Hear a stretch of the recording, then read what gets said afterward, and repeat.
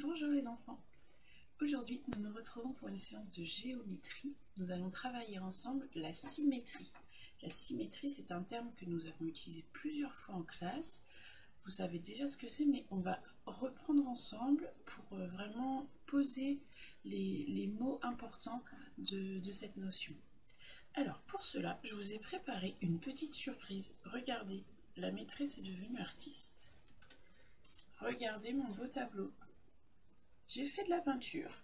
Alors voilà, j'ai fait de la peinture sur une partie de la feuille et j'ai décidé de plier ma feuille. Je ne sais pas si vous voyez bien le pli, il est au milieu de ma feuille. Et on va voir ce que ça donne si je rabats complètement cette partie de feuille sur ma peinture. Alors je vais juste poser la feuille pour le faire. Donc je plie ma feuille en deux. Voilà, j'appuie bien pour bien la plier. Et je vais rouvrir ma peinture. Et voilà. Qu'est-ce que vous en pensez? Artiste, hein? Eh bien, ici, j'ai une peinture qui est parfaitement symétrique. Pour cela, j'ai tracé un axe de symétrie. Mon axe de symétrie ici, c'est le pli de ma feuille. D'accord? C'est le trait qui va partager en deux mon dessin, en deux parties exactement identiques. Ce qui veut dire que quand je plie mon dessin, mes deux dessins, je les pose l'un sur l'autre, ils se superposent exactement. C'est cela la symétrie. Quand j'ai une figure qui est symétrique par rapport à son axe, ça veut dire que quand je plie ma feuille sur l'axe de symétrie, les deux parties de ma figure vont se superposer exactement. Et bien voilà, une fois que vous avez compris ça, vous avez tout compris sur la symétrie axiale. Vous entendez? Symétrie axiale, axe de symétrie.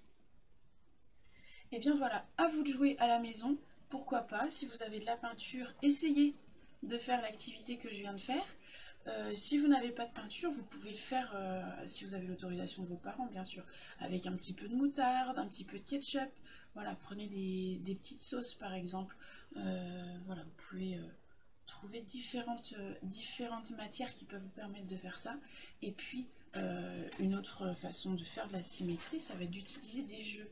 Vous pouvez créer un axe de symétrie avec des cas plats par exemple, et puis de chaque côté, alors évidemment vous ne pourrez pas plier pour vérifier, donc là ça va être à votre œil aiguisé de voir, mais de faire une figure géométrique avec des cas plats, ou avec des Lego, avec des clipots, des Duplo, voilà, ou même avec des Playmobil éventuellement, mais le problème des Playmobil, c'est que pour avoir exactement deux fois les mêmes, c'est plus difficile.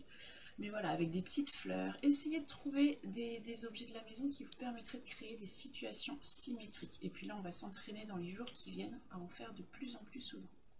Voilà les enfants, et bien je vous laisse à votre symétrie. Je vous souhaite une bonne journée et à bientôt.